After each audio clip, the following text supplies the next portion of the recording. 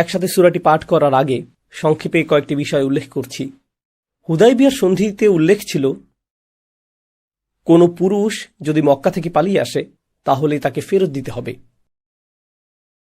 কিন্তু নারীগণ পালিয়ে আসতে শুরু করলেন। আর যখন নারীদেরকে ফেরত চাইল, চুক্তিপত্রটি কি বলছে? চুক্তিতে নারীদের কথা উল্লেখ নেই, চুক্তিতে বলা আছে পুরুষদের কথা। এখন কিছু কিছু নারী যারা মুসলিম হয়েছিলেন এবং মুশরিক পুরুষদের সাথে বিবাহ বন্ধনে আবদ্ধ ছিলেন, যারা মক্কায় আর মুশরিক স্বামীর সাথে থাকতে চাইছেন না, তারা পালিয়ে মদিনায় চলে আসতে লাগলেন। এটা ধীরে ধীরে ব্যাপক আকার ধারণ করতে লাগল। আর যখন এটা ঘটতে শুরু করল, কুরাইশরা উপলব্ধি করল যে এই সমস্যা তো আমরা থামাতে পারবো না, তাই এই সমস্যাটাকে আমরা সমাধানে পরিণত করব। তো তারা এমন পরিকল্পনা করল যাতে কিছু নারী মুসলিম হওয়ার ভান করবে, যাতে তারা গোয়েন্দা হিসেবে কাজ করে মদিনার তথ্য পাচার করতে পারে। তারা মক্কা থেকে পালিয়ে আসছে ঠিকই, কিন্তু তারা আসলে কুরাইশদের গোয়েন্দা। এই বিষয়টি ঘটতে লাগল। কিছু নারী আন্তরিকভাবে আসছিলেন, আবার কিছু নারী আসছিলেন কারণ তারা গোয়েন্দার ভূমিকা পালন করতে চায়। এই অবস্থার প্রেক্ষিতে মহান আল্লাহ নাজিল করলেন সূরা মুমতাহিনা, সূরাতুল মুমতাহিনা। এই সূরাটি কোরআনের ৬০তম সূরা। সূরাটি রাসূল সাল্লাল্লাহু আলাইহি ওয়াসাল্লামকে প্রদান করা হয়েছিল এই দুইটি বিষয়ে তাকে সহায়তা করার জন্য। এই সূরাটি নিয়ে আমি বিস্তারিত আলোচনা করেছি, সেটা এখনো প্রকাশিত হয়নি, শীঘ্রই এটা প্রকাশিত হবে ইনশাআল্লাহ। বিশেষত বোনদের জন্য, গৌণভাবে পুরুষদের জন্যও, কিন্তু মূলত নারীদের জন্য এই সূরাটি উপলব্ধি করা অত্যন্ত গুরুত্বপূর্ণ, কারণ এই সূরাটির শেষে একটি অঙ্গীকারের উল্লেখ রয়েছে যা নারীরা রাসূল সাল্লাল্লাহু আলাইহি ওয়াসাল্লামের নিকট থেকে গ্রহণ করেছিলেন। আর কেন সেটা গুরুত্বপূর্ণ? কারণ এটা এরকম যেন নারীর জন্য পালনীয় ইসলামকে সারাংশ হিসেবে কোরআন এখানে উপস্থাপন করেছে। অর্থাৎ একজন নারীর জন্য ইসলাম প্রদত্ত মৌলিক দায়িত্বগুলো কি, আর সেটা রয়েছে সূরা মুমতাহানার শেষ অংশে। আমি এই ব্যাপারে সেখানে কিছুটা বিস্তারিত আলোচনা করেছি। অন্যতম যে বিষয়টি সেখানে ঘটেছিল তা হল, নারীগণ আসছিলেন আর তারা ইতিমধ্যেই মুশরিক পুরুষদের সাথে বিবাহ বন্ধনে আবদ্ধ ছিলেন, তাই না? এখন তারা মদিনায় আসছিলেন, তো এখন তারা কি আবারও বিয়ে করবেন? আর এর অর্থ কি এরকম যে তাদের আগের স্বামীর সাথে বৈবাহিক সম্পর্ক ছিল, স্বামী যেহেতু অমুসলিম, সে বিয়ে কখনো বৈধ বিয়েই ছিল না? বিষয়টা সত্য না। প্রকৃতপক্ষে সূরার শুরুতে বলা হয়েছে যে যখন তারা আসবে, মক্কায় তাদের আগের স্বামীদেরকে কিছু একটা আর্থিক ক্ষতিপূরণ প্রদান করবে আগের বিবাহ সমাপ্ত করার জন্য, মূলত মোহরানা অথবা এই জাতীয় কিছু ফেরত দেওয়া, বিবাহটি সমাপ্ত করার জন্য। এটা দিয়ে কি বোঝাচ্ছে? কোরআন আসলে ইসলামের গণ্ডির বাইরে ঘটে যাওয়া বিয়েকেও স্বীকৃতি প্রদান করে। তো যদি একটি খ্রিস্টান দম্পতি বিবাহিত অবস্থায় থাকে, তাদের বিবাহ বৈধ। মুশরিকরা বিবাহিত হলেও তাদের বিয়ে বৈধ। কারণ এটা যদি বৈধ বিবাহ না হতো, তাহলে কি করার প্রয়োজন হতো না? সমাপ্ত করার। যেহেতু পুনরায় বিবাহ করার আগে আপনাকে এটা সমাপ্ত করতে হচ্ছে, এর দ্বারা আসলে বোঝাচ্ছে যে সেটা ছিল বৈধ বিবাহ। বিবাহের প্রথা আগে থেকেই চলে আসছিল, কোরআন এটাকে চালু করেনি, এটা ইতিমধ্যেই বিদ্যমান ছিল। কোরআন এর উপর শর্ত আরোপ করেছে যা আমাদের জন্য প্রযোজ্য হবে, কিন্তু এর অর্থ এটা না যে অন্য ধর্মের বিবাহ আমাদের ধর্মে স্বীকৃত নয়। ঠিক আছে? এখন এই গোয়েন্দা নারীদের ব্যাপারে আল্লাহ নাজিল করেছেন যে ইয়া আইয়ুহাল্লাযীনা আমানু ইযা জাআকুমুল মুমিনাতু মুহাজিরাতিন ফামতাহিনুহুন্না, অর্থাৎ যখন ঈমানদার নারীরা হিজরত করে তোমাদের কাছে আসে, তখন তাদেরকে পরীক্ষা করো। আল্লাহু আ'লামু বিঈমানিহিন, আল্লাহ উত্তমরূপেই জানেন তারা আসলে ঈমানদার কিনা।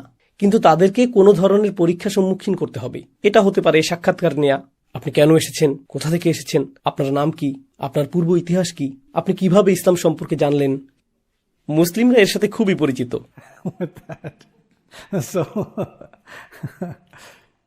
আমার স্মরণীয় একটা স্মৃতি হলো, একবার আমি ইংল্যান্ডে গিয়েছিলাম। তুমি এখানে কেন এসেছো? আমি বললাম কিছু বন্ধুর সাথে দেখা করতে এসেছি। এখানে তোমার বন্ধু আছে? আমি জানি এটা বিশ্বাস করা কঠিন। হ্যাঁ, এখানে আমার কিছু বন্ধু রয়েছে। এখানে কেন তোমার বন্ধু রয়েছে? কিভাবে তাদের সাথে পরিচয়? তাদের সাথে অনলাইনে পরিচয় হয়েছে। অনলাইনের কোথায়? সোশ্যাল মিডিয়াতে। কোন সোশ্যাল মিডিয়াতে? ব্রো, সে বলল তোমাদের মধ্যে মিল কোথায়? লোকটি থামছিলই না। এরপর এক সময় বলল তোমার বন্ধুদের সাথে সময় উপভোগ করো। আমি বললাম ঠিক আছে, কিন্তু সে ছিল ফামতাহিনুহুন্না, সে আমার পরীক্ষা নিচ্ছিল, সে তার দায়িত্ব পালন করছিল। এখন এই আসরে হুদাইবিয়ার ঘটনাটি থেকে দুটি বিষয় নিয়ে আমি আলোচনা করতে চাই। এর মধ্যে একটা প্রায় শেষ হয়েছে, ইতিহাসের অংশটুকু। আগামীকাল ইনশাআল্লাহ আমি আপনাদের সাথে আলোচনা করব হুদাইবিয়ার পর থেকে মক্কা বিজয় পর্যন্ত কি ঘটেছিল। সবকিছু না, সেখানে অনেক কিছু ঘটেছিল, কিন্তু মৌলিক কিছু বিষয় যা আমি চাই আপনারা জানুন। কারণ মক্কা বিজয় হল মূলত হজ উন্মুক্ত হয়ে যাওয়ার নামান্তর। এ দুটি একে অপরের সাথে সম্পর্কযুক্ত। আর হজ উন্মুক্ত হয়ে যাওয়ার পূর্বে উমরাতুল কাজা নামে আরেকটা ঘটনা ঘটেছিল। পরবর্তী পর্বে এই বিষয়ে আলোচনা করব ইনশাআল্লাহ। আপনি যখন এই ঘটনাগুলো উপলব্ধি করবেন, তখন আমাদের সামনে মোটামুটি পূর্ণাঙ্গ একটি ঐতিহাসিক চিত্র থাকবে এই বিষয়ে যে হজের মৌসুমে প্রতি বছর আমরা কি উদযাপন করে থাকি। আর আলোচনার শেষ অংশটি হবে ইব্রাহিম আলাইহিসসালামের রেখে যাওয়া আদর্শের সাথে এটাকে সম্পর্কযুক্ত করা। কিন্তু এটা কৌতূহল জাগ্রতকারী বিষয় যে রাসূল সাল্লাল্লাহু আলাইহি সাল্লামের জীবদ্দশায় সাহাবীগণ যখন যুদ্ধের কথা চিন্তা করতেন, তারা বলতেন, উদাহরণস্বরূপ, ক্বালা গাযওয়াতু মা'আন নবী সাল্লাল্লাহু আলাইহি ওয়াসাল্লাম, অর্থাৎ আমি রাসূল সাল্লাল্লাহু আলাইহি সাল্লামের সাথে 7টি যুদ্ধে অংশ নিয়েছিলাম। এরপর তিনি উল্লেখ করেছেন খাইবার, হুদাইবিয়া, এছাড়াও আরও কয়েকটি নাম। তো সাহাবীগণ হুদাইবিয়াকে যুদ্ধ হিসেবে উল্লেখ করতেন, কিন্তু আমরা দেখেছি যে আসলে কোনো যুদ্ধ সংঘটিত হয়নি, যেহেতু এটা ছিল চরম মানসিক যুদ্ধ এবং বিজয়টা এতই অসাধারণ ছিল যে এটাকে আসলে যুদ্ধ হিসেবে গণ্য করা হতো। সাহাবীগণের সংজ্ঞা অনুযায়ী এটা যুদ্ধ হিসেবে বিবেচিত হয়েছিল। ওকে, এখন ইনশাআল্লাহ আমি আপনাদের সামনে সূরা ফাথ নিয়ে কিছুটা আলোচনা করব। আমরা এর অর্থ জানব এবং এটা থেকে কিছু শিক্ষা আহরণ করার চেষ্টা করব। প্রথম আয়াত, إنا فتحنا لك فتحا مبينا। কোনো সন্দেহ নেই যে আমি আপনার জন্য উন্মুক্ত করেছি সুস্পষ্ট উন্মুক্ত বিজয়। ফাথ শব্দটি কিছুটা বিশ্লেষণের দাবি রাখে। ফাথ শব্দটির অর্থ আসলে ইজালাতুল ইগলাক ওয়াল ইসলাক। যখন আপনি কোনো কিছুকে তালাবদ্ধ থেকে মুক্ত করেন, এটাকে বলা হয় ফাথ। আর যখন আপনি কোনো কাঠিন্য দূর করেন, এটাকেও বলা হয় ফাথ। এটা এরকম যেন আল্লাহ বলছেন, মক্কা দীর্ঘ সময় ধরে আবদ্ধ ছিল আর এখন অবশেষে এটা মুক্ত হলো। যদিও এই মুক্ত হওয়াটা ঘটবে পরের বছর, তাই না? কারণ পরের বছর তাদের ফিরে এসে উমরা করার কথা ছিল, কিন্তু তালাবদ্ধতা দূর হয়ে গেল। তাৎক্ষণিক বিবেচনায় বিষয়গুলো কঠিন মনে হতে পারে, কিন্তু স্পষ্টতই কোরআন মুসলিমদেরকে দূরদৃষ্টি সম্পন্ন হওয়ার শিক্ষা দিচ্ছে। পরিস্থিতির ব্যাপারে তাৎক্ষণিক প্রতিক্রিয়া না দেখানো, বরং এই পরিস্থিতি কি প্রভাব সৃষ্টি করবে এখন থেকে 50 বছর পরে, 20 বছর পরে, 30 বছর পরে। সিরা হলো ব্যাপক এক ইতিহাস, যাকে সংকুচিত করে 23 বছরে নিয়ে আসা হয়েছিল। কিন্তু উম্মাহকে শুধু সামনের বছর কি ঘটবে তা চিন্তা করলেই চলবে না। আপনাকে এমন বিষয় নিয়ে চিন্তা করতে হবে যা 50 বছর, 30 বছর, 40 বছর পরে ঘটতে পারে। উদাহরণস্বরূপ, আমাকে চিন্তা করতে হয়েছে 6 বছরের শিশুদের 13 বছর বয়সে পৌঁছার সময় পর্যন্ত। আমার হাতে এই 7 বছর সময় রয়েছে, যখন তাদের বুদ্ধিবৃত্তিক সচেতনতা সর্বোচ্চ পর্যায়ে থাকে, যখন তাদের চিন্তা এবং আবেগগুলো গড়ে উঠতে শুরু করে। এই 7 বছরে আমি তাদেরকে কি দিতে পারি যা তাদেরকে 14 থেকে 18 বছর পর্যন্ত সময়টাকে সঠিকভাবে বুঝতে সহায়তা করবে। কারণ 14 থেকে 18তে হয়তো আপনি সঠিক পথে যাবেন, অথবা আপনি আসলেই ভুল পথে পা বাড়াবেন। বুঝতে পারছেন? 6 থেকে 13 হলো আমার সুযোগ তাদেরকে 14 থেকে 18 জন্য প্রস্তুত করার ক্ষেত্রে। আর তারপর 14 থেকে 18 কি নির্ধারণ করবে? তাদের বাকি জীবন। বাজারজাতকরণ বা মার্কেটিংয়ের বিবেচনায় আপনি যদি প্রতি সোশ্যাল মিডিয়া ট্রেন্ড এবং মিডিয়া ট্রেন্ড লক্ষ্য করেন, তরুণদের প্রভাব অথবা তরুণ অংশটি হল জনসংখ্যার বিশাল একটি অংশ, যা প্রভাবিত করে মিডিয়া, রাজনীতি, অর্থনীতি, ভোক্তা অধিকার, এমনকি নির্বাচন। উদাহরণস্বরূপ, অনেক দেশেই জনসংখ্যার বেশিরভাগই হল তরুণ। তো আপনার যদি 10 বছরের পরিকল্পনা থাকে যে এভাবে আমি তরুণ সমাজকে প্রভাবিত করতে চাই, শিশুরা, তারা এখন শিশু, কিন্তু এখন থেকে 10 বছর পরে তারাই হবে টিনএজ এবং তরুণ, তাই না? তো এখন থেকে 10 বছর পরে পৃথিবীর চিত্র কেমন হবে সে বিষয়ে আপনি বিনিয়োগ করছেন এখন। এটাই আসলে আপনি করছেন। তো মুসলিমদেরকে সবকিছুর ব্যাপারে দীর্ঘমেয়াদী চিন্তা করার শিক্ষা দেওয়া হয়েছে। আমরা শুধু তাৎক্ষণিক পরিস্থিতিতে প্রতিক্রিয়া দেখাবো না। তাৎক্ষণিক পরিস্থিতির বিবেচনায় মনে হতে পারে যে নবীজি ছাড় দিয়েছিলেন, যা মুসলিমদের স্বার্থের বিরুদ্ধে বলেই মনে হচ্ছিল, কিন্তু আসলে এটি ছিল বিশাল একটি বিজয়। আর এখন আমি আপনাদের সাথে দীর্ঘমেয়াদে এর রাজনৈতিক প্রভাব নিয়ে আলোচনা করব। এর রাজনৈতিক দিকটি আসলেই উল্লেখযোগ্য। রাসূল সাল্লাল্লাহু আলাইহি ওয়াসাল্লাম অবশেষে কুরাইশদের সাথে আপোষ মীমাংসা করলেন। আমি উল্লেখ করেছিলাম যে সেই মীমাংসা শেষে বনু খুজাআ মুসলিমদের সাথে মিত্রতা করল, আর বনু বকর কুরাইশদের সাথে মিত্রতা করল। সেটা ছিল 10 বছর যুদ্ধ না করার চুক্তি। এখন গোটা আরব অঞ্চল জানল যে কুরাইশরা মুসলিমদের সাথে একটি চুক্তি করেছে। মুসলিমগণ নিরস্ত্রভাবে একেবারে সিংহের গুহায় পৌঁছে গিয়েছে আর ফিরে এসেছে একটি চুক্তি নিয়ে। জানেন এটা কি প্রদর্শন করেছিল? মুসলিমদের বিজয়। কারণ আপনি এভাবে তাদের এলাকায় পৌঁছে গেলেন। এটা এরকম যে কেউ একজন প্রধানমন্ত্রীর বাসভবনে গেল, দরজায় কড়া নাড়ল, আর প্রধানমন্ত্রীর সাথে একটি চুক্তি করে আসলো। তোমরা কারা? তোমরা কারা যে আমাদের সাথে চুক্তি করবে? তাদেরকে গণ্য করা হতো أراذلنا بادي الرأي. এরা নগণ্য মানুষ যাদের মতামতের কোনো মূল্য নেই।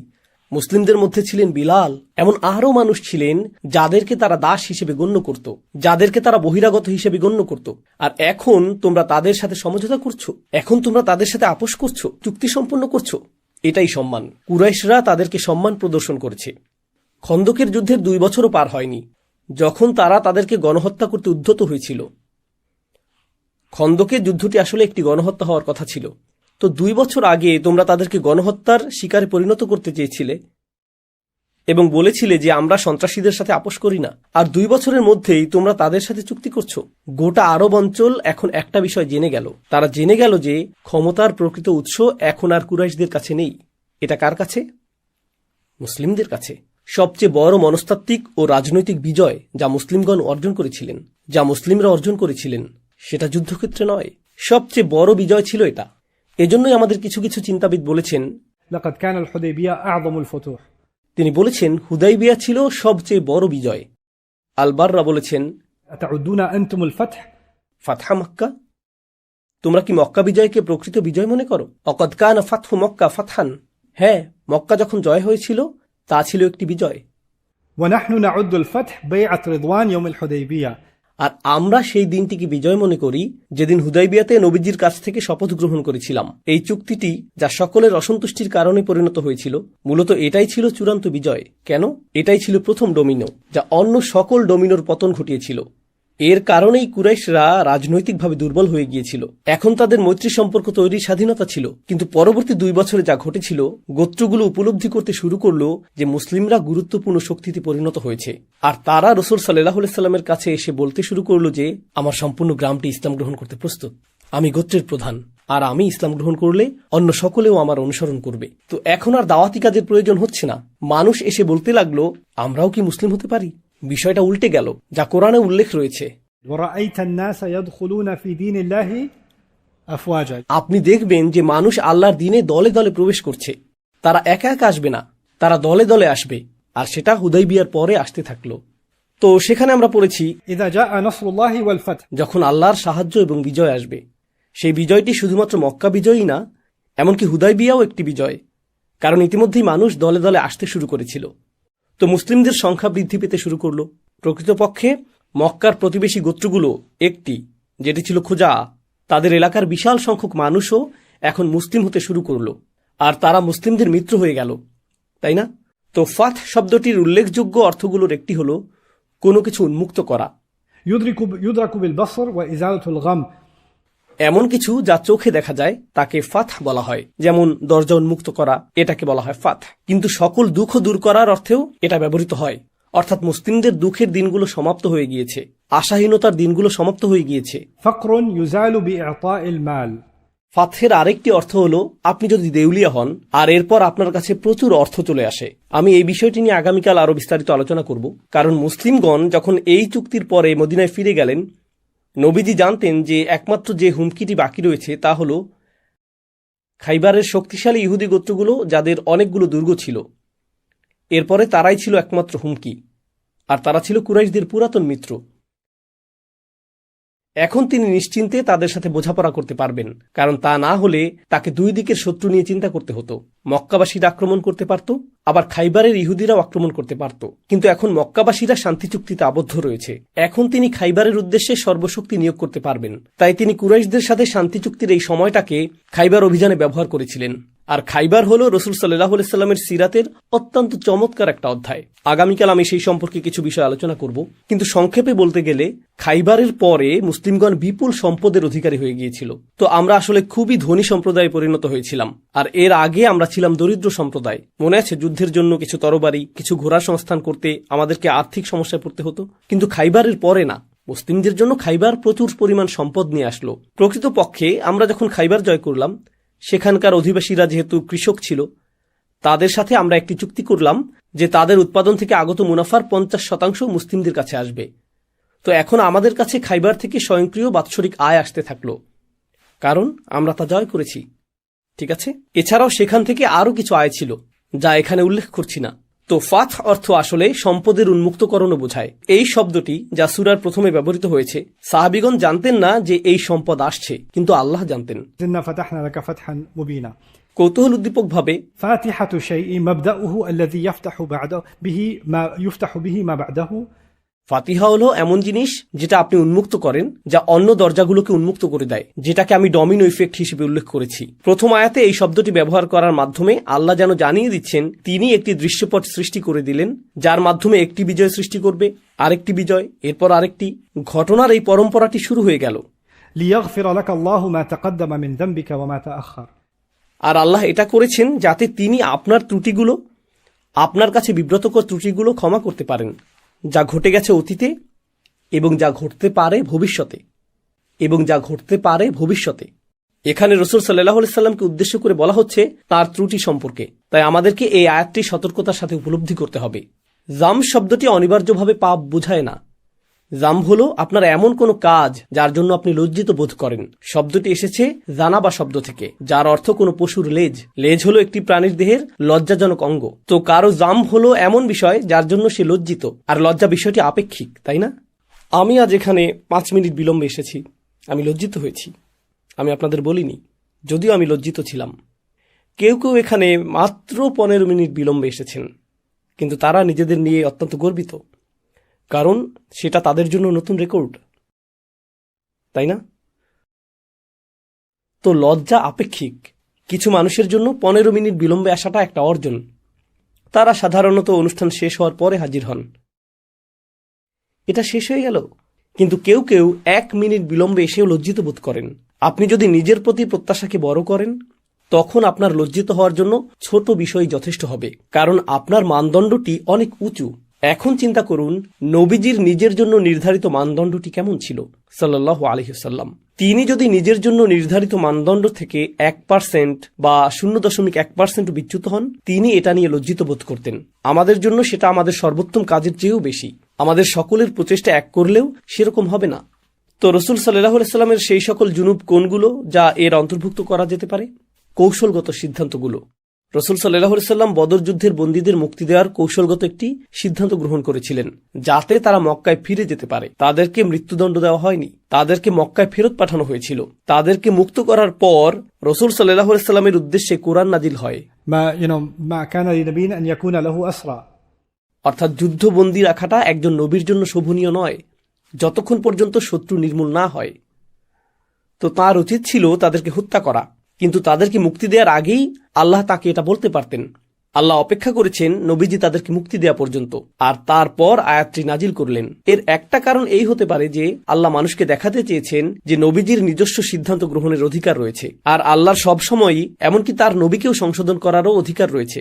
একমাত্র সত্তা যাকে কখনোই সংশোধন করা যাবে না তিনি হলেন আল্লাহ। কিন্তু আল্লাহ এবং নবীর মধ্যকার সম্পর্কে নবীর জন্য সংশোধনী আসতে পারে। তো রাসূল সাল্লাল্লাহু আলাইহি সাল্লামকে এমন অনেক পরিস্থিতি দেওয়া হয়েছিল যেখানে তিনি সিদ্ধান্ত নিয়েছিলেন, সেই সিদ্ধান্ত পাপ অথবা পুণ্য কোনোটাই না, কিন্তু আল্লাহ পরবর্তীতে তাকে সংশোধনী দিয়েছেন।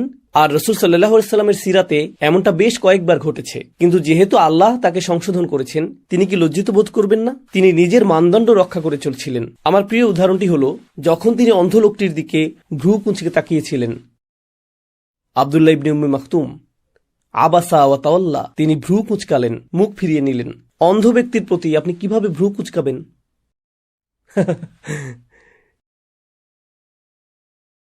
সেই ব্যক্তি অন্ধ হলে আপনি হয়তো বলতে পারবেন, এখন না, তেমন কিছুই ঘটল না, শুধুমাত্র তার কপাল সামান্য কুঞ্চিত হলো। কিন্তু অন্ধ ব্যক্তি তা কিভাবে বুঝবে? আমি কিছুটা আভাস পাচ্ছি। আপনি আমাকে আবাসার ফিলিংস প্রদান করছেন।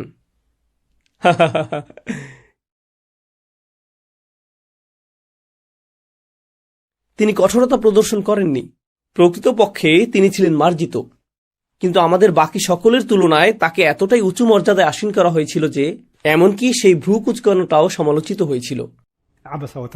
তিনি এর জন্য লজ্জিত ছিলেন।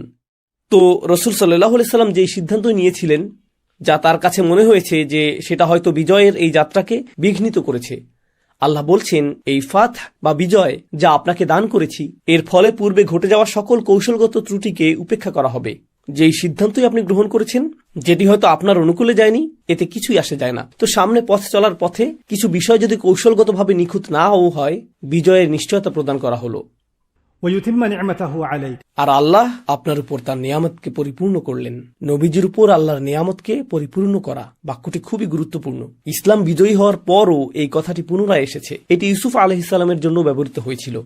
যখন তিনি স্বপ্ন দেখলেন আর তার পিতা বলেছিলেন, আল্লাহ তোমাকে বাছাই করেছেন এবং তিনি তোমার উপর তার নিয়ামতকে পরিপূর্ণ করবেন। يتم نعمته عليك এটা গুরুত্বপূর্ণ, কারণ কিভাবে আল্লাহ ইউসুফের উপর তার নিয়ামতকে পরিপূর্ণ করেছিলেন, তার ভাইদের বিপরীতে তাকে বিজয় প্রদান করার মাধ্যমে, তাই না? তো অনুরূপ বাক্যাংশ ব্যবহারের মাধ্যমে রাসূল সাল্লাল্লাহু আলাইহি ওয়াসাল্লামকেও যেন বলা হচ্ছে যে আপনাকেও বিজয় প্রদান করা হবে আপনার ভাইদের উপর, কারণ এটা ইউসুফ আলাইহিস সালামের জন্য ব্যবহৃত শব্দগুলোর কথা স্মরণ করিয়ে দেয়। ويهديك صراطا مستقيما আর তিনি আপনাকে একটি সরল পথের পথ নির্দেশনা প্রদান করবেন। প্রথম দৃষ্টিতে কথাটা অদ্ভুত মনে হয়, কারণ নবীজি তো ইতিমধ্যেই সরল পথের নির্দেশ প্রাপ্ত ছিলেন। এর অর্থ আপনার চূড়ান্ত লক্ষ্য মক্কা বিজয়ের সেই সরল পথ। এখন আপনি এবং মক্কা বিজয়ের মাঝে একটি সরল পথ রয়েছে, এবং আগে কয়েকটা গন্তব্য ছিল এবং মক্কার পথটি ছিল গৌণ, কিন্তু এখন একটি সরল পথ তৈরি করা হলো সরাসরি মক্কার দিকে। আর আল্লাহ আপনাকে সাহায্য করবেন শক্তিশালী একটি সাহায্য দ্বারা। আল্লাহ আপনাকে শক্তিশালী বিজয় প্রদান করবেন। এখন এই শক্তিশালী বিজয় হতে পারে কোরআনের আরও বেশি পরিমাণে অবতরণ, এটা হতে পারে ফেরেশতাদের অবতরণ, এটা হতে পারে খাইবার এবং আসন্ন অন্যান্য বিজয়সমূহ। এটা এরকমও হতে পারে যে মক্কা বিজয় যে ইতিমধ্যেই আলোচিত হয়েছে, কিন্তু আরেকটি যুদ্ধ ঘটবে মক্কা বিজয়ের পরে, যা হলো রোম সাম্রাজ্যের বিরুদ্ধে। এটা এই ইঙ্গিত প্রদান করতে পারে যে আল্লাহ আপনাকে শক্তিশালী সাহায্য প্রদান করবেন, এমনকি মক্কা বিজয়ের পরেও। কারণ মানুষের সাধারণত বিজয়ের পর আর সাহায্যের প্রয়োজন হয় না। إذا جاء النصر নাসর প্রথম, ফাথ দ্বিতীয়, তাই না? কিন্তু এখানে দেখা যাচ্ছে ফাথ প্রথম এবং নাসর দ্বিতীয়। কেন? কারণ ফাথ অর্থ যদি মক্কা বিজয় হয়, তাহলে মক্কা বিজয়ের পর রোমানদের সাথে সংঘাত শুরু হবে, আর তখন আপনার সাহায্যের প্রয়োজন হবে। তখনও আল্লাহ আপনাকে শক্তিশালী সাহায্য প্রদান করবেন, যেটা বিশেষভাবে প্রয়োজন হবে। প্রসঙ্গক্রমে কুরাইশদের বিপরীতে আপনার আর শক্তিশালী সাহায্যের প্রয়োজন হবে না, তারা তো ইতিমধ্যেই শক্তিহীন হয়ে পড়েছে। আপনার শক্তিশালী সাহায্যের প্রয়োজন রোমানদের বিরুদ্ধে। তারা ছিল পৃথিবীর ইতিহাসে সবচেয়ে কর্তৃত্বশালী রাজ্যগুলির মধ্যে অন্যতম, তাই না? আর তাদের বিরুদ্ধে আমাদের সংঘাত শুরু হবে।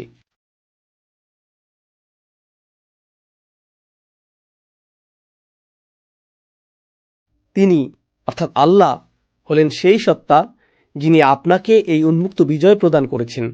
সেই একই সত্তা মুমিনদের হৃদয়ে প্রেরণ করেছেন স্থিরতা ও প্রশান্তি। কোরআনের শব্দচয়ন এতটাই কৌশলগত এবং চমৎকার যে সাকিনা শব্দটি ব্যবহার করা হয়েছিল সেই সিন্দুকের জন্য যা বনী ইসরায়েলকে প্রদান করা হয়েছিল। বনী ইসরায়েলের একটি জিনিস ছিল যাকে বাইবেলে ট্যাবারনাকল নামে উল্লেখ করা হয়েছে। আমি নিশ্চিত যে আপনারা এই শব্দটি শুনেছেন, কারণ আপনারা টেক্সাসে বসবাস করছেন। আপনি হয়তো প্যারিস এবং ট্যাবারনাকলের চিহ্ন সম্পর্কে পরিচিত। ট্যাবারনাকল হলো মূলত ভ্রাম্যমান কাবা। বনী ইসরায়েলেরও এরকম একটি ভ্রাম্যমান কাবা ছিল। তারা যেখানেই যেত কাবা ঘরকে সাথে নিয়ে যেত। সেই কাবাটি কি ছিল? সেটি ছিল একটি বাক্স, আর সেই বাক্সের ভেতরে মুসা আলাহিসাল্লামকে প্রদত্ত ফলকগুলো ছিল। মুসা আলাহিসাল্লামের লাঠিগুলো সেখানে ছিল। কেউ কেউ বলে এর মধ্যে হারুন আলাহিসাল্লামের কিছু জিনিসও সেখানে ছিল। بقي مما কোরআনে এর উল্লেখ করা হয়েছে এভাবে, মুসা এবং হারুনের পরিবারের রেখে যাওয়া অবশিষ্ট কিছু সামগ্রী ফেরেশতারা এটা বহন করেছিল। তো এটাই ছিল ট্যাবারনাকল। তারা এটা সাথে নিয়ে ভ্রমণ করত। যখন তারা বিজিত হলো, তাদের উপর বিজয়ীরা, সম্ভবত তারা ছিল আসিরীয় অথবা ব্যাবিলনীয়রা, তারা বিজয় চিহ্ন হিসেবে বাক্সটি তাদের সাথে করে নিয়ে গিয়েছিল। এটা তোমাদের পবিত্র বাক্স, এখন আমার সন্তানেরা এটা দিয়ে খেলা করবে। তারা সেটা নিয়ে গেল। এখন কল্পনা করুন যে কেউ এসে কাবা ঘর আক্রমণ করলো এবং বিজয় চিহ্ন হিসেবে হাজরে আসওয়াদ নিয়ে গেল এবং তা তার কাছে রেখে দিল। বনী ইসরায়েলের সাথে এমনটাই ঘটেছিল।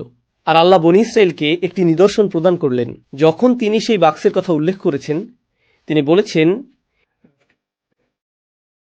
অর্থাৎ এর মধ্যে ছিল সাকিনা। একই শব্দ এখানেও এসেছে, কারণ এটা ছিল তাদের জন্য কিবলার সমতুল্য।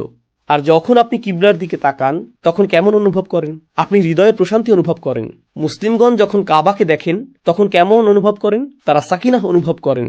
আল্লাহ এটা ইমানদারদের হৃদয়ে প্রদান করেন। তো একই শব্দ সাকিনাহ এখানেও ব্যবহৃত হয়েছে। সমস্যা হলো তারা গোটা পথটি ভ্রমণ করেছিলেন কিন্তু কাবাঘরটি দেখতে পাননি। আর আল্লাহ বলছেন, যদিও তোমরা কাবাঘরটি দেখতে পাওনি, কাবাঘর দেখতে পেলে তোমরা যে সাকিনাহ পেতে, আমি এখন তোমাদের হৃদয়ে সেই সাকিনাহ দিয়ে দিচ্ছি। গুরুত্বপূর্ণ আরেকটি বিষয় হলো ইনজাল শব্দটির সাথে আলা অথবা ইলা ব্যবহৃত হয়, So, কিন্তু এখানে তিনি বলছেন, এর একটি উদাহরণ দেওয়ার জন্য কল্পনা করুন আপনার হৃদয়ের ভিতরে একটি আগুন জ্বলছে। আপনার হৃদয়ের অনেক গভীরে একটি আগুন জ্বলছে আর আমি হৃদয়ের উপর পানি ঢাললাম। যদিও আমি আপনার হৃদয়ের উপর পানি ঢাললাম, আগুনটি কি এখনো জ্বলছে? হ্যাঁ, কারণ আগুনটি হৃদয়ের উপরিভাগে না, হৃদয়ের গভীরে। আগুনটি নেভানোর একমাত্র উপায় হলো পানিকে হৃদয়ের ভিতরে প্রবেশ করতে হবে। তো আল্লাহ বলেননি যে তিনি ইমানদারদের হৃদয়ের উপর প্রশান্তি নাজিল করলেন, তিনি ইমানদারদের হৃদয়ের উপর প্রশান্তি ঢেলে দিলেন। তিনি বলেছেন তিনি ইমানদারদের হৃদয়ের অভ্যন্তরে প্রশান্তি প্রবেশ করালেন। এটা প্রকাশ করছে যে হুদাইবিয়াতে তারা যে যন্ত্রণার শিকার হয়েছিলেন সেটা ছিল অত্যন্ত গভীর যন্ত্রণা, আর আল্লাহ সেই সত্তা যিনি তা প্রতিস্থাপন করলেন প্রশান্তির দ্বারা। প্রসঙ্গক্রমে সেই প্রশান্তি আসলে কি? এই আয়াতগুলোর আগমন। এই আয়াতগুলোই ছিল প্রশান্তির উৎস। এই বিবেচনায় কোরআন হলো আমাদের জন্য আল্লাহ প্রদত্ত আধ্যাত্মিক থেরাপি। এই থেরাপি হলো মূলত আল্লাহর এই বাণীগুলো নিয়ে গভীর চিন্তা ভাবনা করা। আল্লাহর বাণীর মতো অন্য কোনো কিছুই হৃদয়ে প্রশান্তি এনে দিতে পারে না। হুয়াল্লাযী আনজালা সাকিনাতা ফি কুলুবিল মুমিনিন লিয়াজদাদু ঈমানাম মা'a ঈমান, যেন তাদের ঈমানের সাথে আরও ঈমান বৃদ্ধি পায়। সাহাবীগণ ইতিমধ্যে মজবুত ঈমানের অধিকারী ছিলেন, কিন্তু অবস্থার কাঠিন্যের কারণে সেই মুহূর্তে তাদের অতিরিক্ত ঈমানের প্রয়োজন হয়েছিল। আল্লাহ বলেছেন, আমি তোমাদের জন্য অতিরিক্ত ঈমান নাজিল করলাম। ولله আকাশমণ্ডলী ও পৃথিবীর সেনাবাহিনীসমূহ কেবলমাত্র আল্লাহরই, আর আল্লাহ সর্বজ্ঞ এবং প্রজ্ঞাময়। এটা এরকম যেন আল্লাহ বলছেন, তোমরা জানো যে যদিও তোমরা ছিলে সংখ্যায় কম আর যুদ্ধের জন্য তোমরা অস্ত্রসজ্জিত ছিলে না, এতে সমস্যার কিছু নেই। যদি যুদ্ধ শুরু হতো, আকাশ এবং পৃথিবীতে আল্লাহর সকল সেনাবাহিনী তোমাদের পক্ষে থাকত। তো আমি তোমাদেরকে প্রশান্তি প্রদান করলাম। আর যদিও যুদ্ধ সংঘটিত হয়নি, যদি এটা ঘটত, আল্লাহ তার ঘরকে রক্ষা করতেন এবং তিনি তার সেনাবাহিনী প্রেরণ করতেন,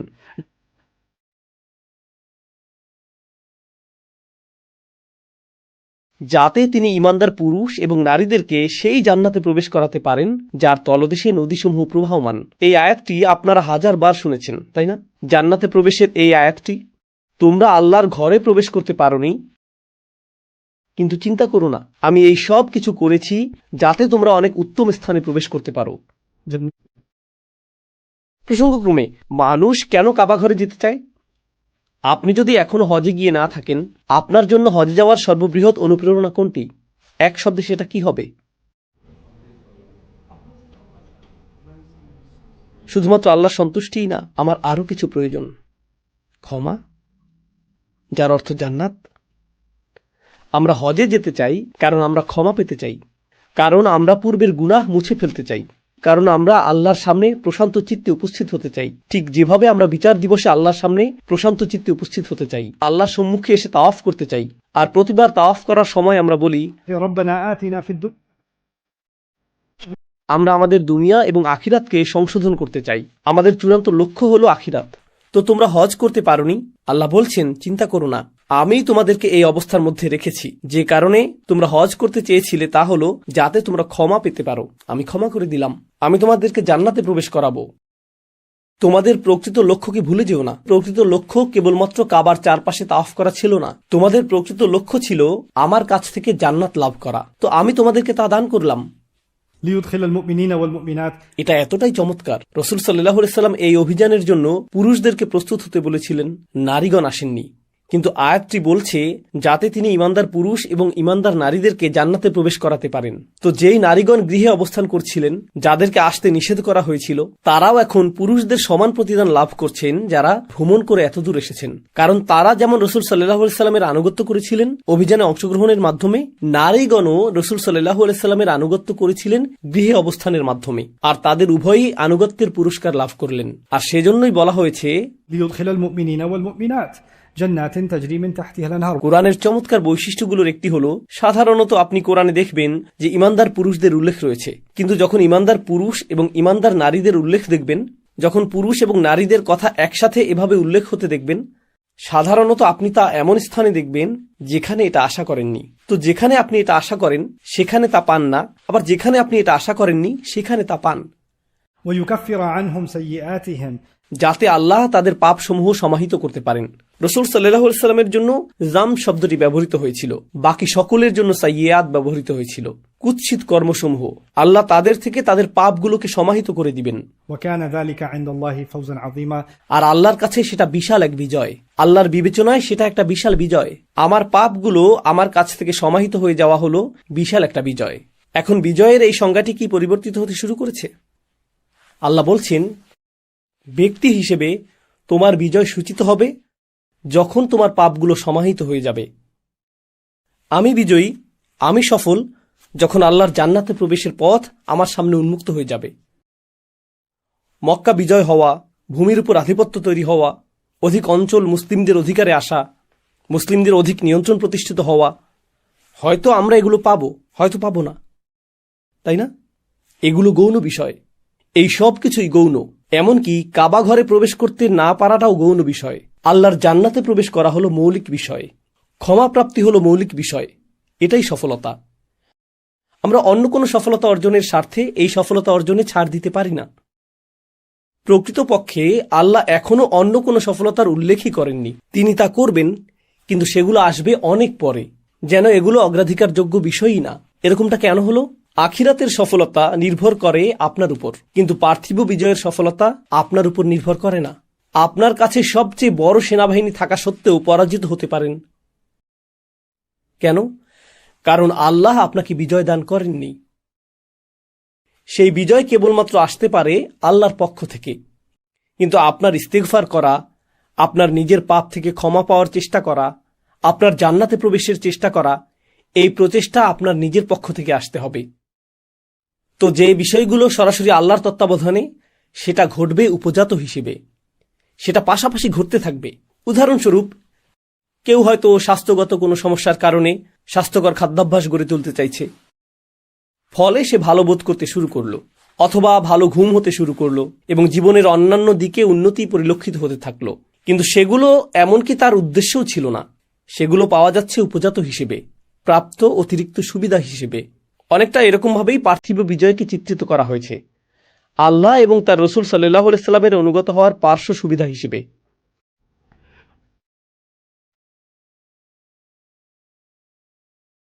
আর এই বিজয়ের মাধ্যমে আল্লাহ মুনাফিক পুরুষ ও নারীদের এবং মুশরিক পুরুষ ও নারীদেরকে শাস্তি দিতে চেয়েছেন।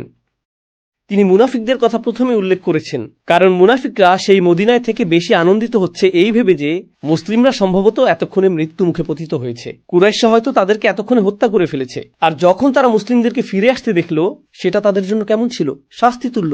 এদিকে কুরাইশরা মুসলিমদেরকে মুক্তভাবে ইহরাম পরিহিত অবস্থায় মদিনায় ফেরত যেতে দেখল।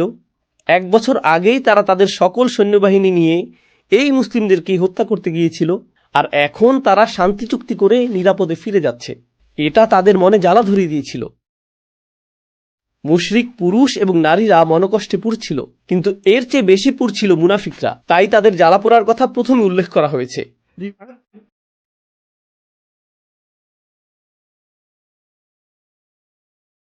যারা আল্লাহ সম্পর্কে সবচেয়ে নিকৃষ্ট ধারণা করে, কিন্তু তারা তো মূলত ঈমানদারদের সম্পর্কে খারাপ ধারণা করেছিল। আল্লাহ সেটা এভাবে বলছেন না যে তারা খারাপ ধারণা করে ঈমানদারদের ব্যাপারে, বরং তিনি বলছেন যে তারা খারাপ ধারণা করে আল্লাহ সম্পর্কে। আল্লাহ এভাবে ঈমানদারদের সাথে নিজেকে সম্পৃক্ত করেছেন। এটা আল্লাহর পক্ষ থেকে উইলায়া। আলাইহিম দাইরাতুস সাউ, অনিষ্ট তাদেরকেই পরিবেষ্টন করবে, অনিষ্ট তাদেরকেই পরিবেষ্টন করবে। আর আল্লাহ তাদের প্রতি ক্রুদ্ধ, তাদেরকে অভিশাপ প্রদান করেন, আর তিনি তাদের জন্য জাহান্নাম প্রস্তুত করে রেখেছেন। এখানে বেশ কয়েকটি জিনিস রয়েছে। তারপর তিনি বলছেন লাআনাহুম, তিনি তাদেরকে অভিশাপ দিয়েছেন। আল্লাহর লাআনাহুম বলার অর্থ তারা কোনো সাহায্যকারী পাবে না। আর আল্লাহ যার প্রতি অসন্তুষ্ট সে দুর্বল হয়ে যায়। وباءوا بغضب আল্লাহর রাগ মানুষকে দুর্বল করে দেয়। আল্লাহর অভিশাপের শিকার ব্যক্তি কোনো সাহায্যকারী পায় না। প্রসঙ্গক্রমে এই সকল বিষয়ই কুরাইশদের সাথে ঘটবে। তো এখানে সাংকেতিক ভাষায় উল্লেখ করা হয়েছে তাদের সাথে কি ঘটতে যাচ্ছে, আর তিনি তাদের জন্য জাহান্নাম প্রস্তুত করে রেখেছেন তা কতই না নিকৃষ্ট আবাসস্থল। তো মুশরিক পুরুষ এবং নারী যারা শিরকের উপর অটল থাকবে তাদের জন্য জাহান্নাম প্রস্তুত রয়েছে। وساءت مصيرا। আল্লাহ বলেছেন, আকাশ এবং পৃথিবীর সেনাবাহিনী সমূহ আল্লাহর মালিকানাধীন, وكان الله عزيزا আর আল্লাহ হলেন চূড়ান্ত কর্তৃত্বশালী এবং আল্লাহ সকল বিজ্ঞতার অধিকারী। এর মধ্যেও একটা ইঙ্গিত রয়েছে, অর্থাৎ আল্লাহর বাহিনী অত্যন্ত ব্যাপক, এমনকি এখনো তোমরা আল্লাহর বাহিনীতে যোগ দিতে পারো। আল্লাহ কর্তৃত্ব এবং বিজ্ঞতার অধিকারী। তোমরা এখন আল্লাহর শক্তিমাত্রা দেখতে পাচ্ছ। এখন হয়তো উপযুক্ত সময় যে তোমরা পক্ষ পরিবর্তন করবে। মুশরিকরা অভিশপ্ত হবে এবং দগ্ধ হবে। তিনি এখন তার রাসূল সাল্লাল্লাহু আলাইহি সাল্লামকে উদ্দেশ্য করে বলছেন, He says,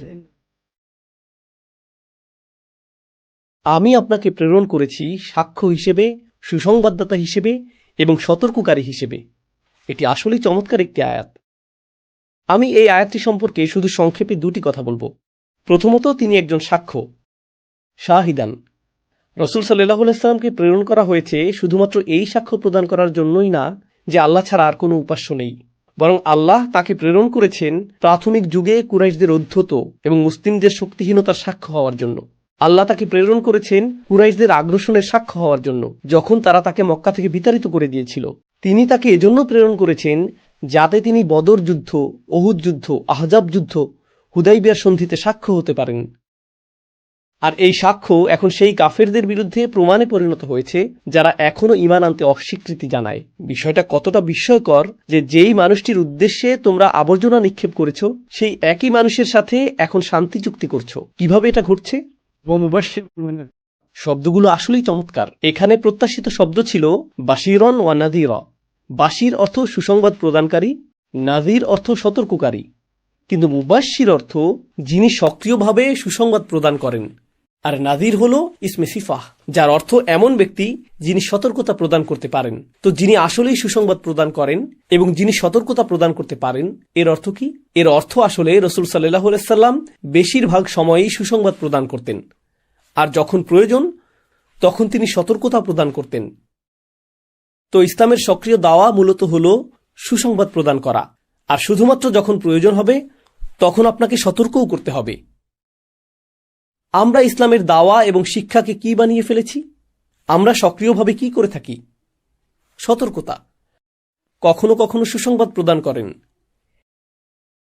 বেশিরভাগ সময়ই সতর্কতা, সতর্কতা, সতর্কতা। তিনি ছিলেন মুবাশশির, এরপর নাযীর। তিনি ছিলেন সুসংবাদ প্রদানকারী। এরপর যখন প্রয়োজন হতো তখন তিনি সতর্কতা প্রদান করতেন। শিশুদের শিক্ষাদানের ক্ষেত্রে আমি প্রায়ই কথা বলে থাকি, কিন্তু এমনকি সাধারণভাবে বলতে গেলেও আপনি যদি মানুষকে এটা স্মরণ করিয়ে দিতে থাকেন যে কিভাবে আল্লাহ ধ্বংস করেছেন অমুক অমুক জাতিকে, অমুক অমুক স্থানকে, বেশিরভাগ মানুষের মনে কি মনোভাব তৈরি হবে? আমরা কখন ধ্বংস হব? সম্ভবত আমরা ইতিমধ্যেই তরবারির নিচে রয়েছি, পরবর্তী শাস্তির জন্য অপেক্ষমান। যখন আমরা শিশুদের সাথে এমনটা করি, আমি যদিও মজা করে এই বিষয়ে কথা বলি, কিন্তু বিষয়টা দুঃখজনক। নূহ আলাইহিস সালাম, আল্লাহ তার জাতিকে বন্যা দিয়ে ধ্বংস করেছিলেন। সালেহ আলাইহিস সালাম, কে বলতে পারবে যে কিভাবে আল্লাহ শুআইব আলাইহিস সালামের জাতির লোকদের ধ্বংস করেছিলেন?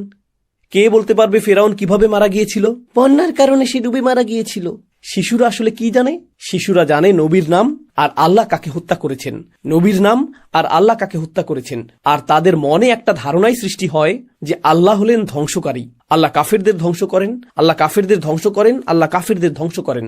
যেই ধারণাটি আপনি তৈরি করেছেন এটা বাস্তবতা থেকে এতটাই দূরে। আল্লাহ কোরআনে এই ঘটনাগুলো দিয়েছেন কুরাইশদেরকে সতর্ক করার জন্য, যারা সেই জাতিগুলোর মতো আচরণ করেছিল। তো এই সতর্কতা শ্রবণ করা এরকম জাতির জন্যই উপযুক্ত। হ্যাঁ, আমাদের শিশুদেরকে নবীদের ঘটনা শিক্ষা দিতে হবে, কিন্তু এর জন্য একটা উপযুক্ত সময় রয়েছে। এজন্যই কোনো ব্যক্তি যখন প্রথম দিকে ইসলামের দিকে আকৃষ্ট হতো, রাসূল সাল্লাল্লাহু আলাইহি সাল্লাম সাহাবীদেরকে বলতেন বাশশিরু ওয়ালা তুনাফিরু, সুসংবাদ প্রদান করো, তো আমাদেরকে ইতিবাচক একটি বাণী প্রচার করতে হবে। এই ক্ষেত্রে একটি দৃষ্টি আকর্ষণীয় আমি উল্লেখ করতে চাই, আর তা হলো, যেহেতু আপনি ইতিবাচক বাণী প্রচার করছেন, এর অর্থ এটা না যে আপনি সত্য গোপন করে রং চং মেখে প্রচার করবেন। আল্লাহ যদি কোনো কিছুকে হারাম করেন, আপনি তখন বলতে পারবেন না যে আমি ইতিবাচক হওয়ার চেষ্টা করছি। আপনি ইতিবাচকভাবে মানুষকে জাহান্নামে পাঠাচ্ছেন, সেটা করবেন না।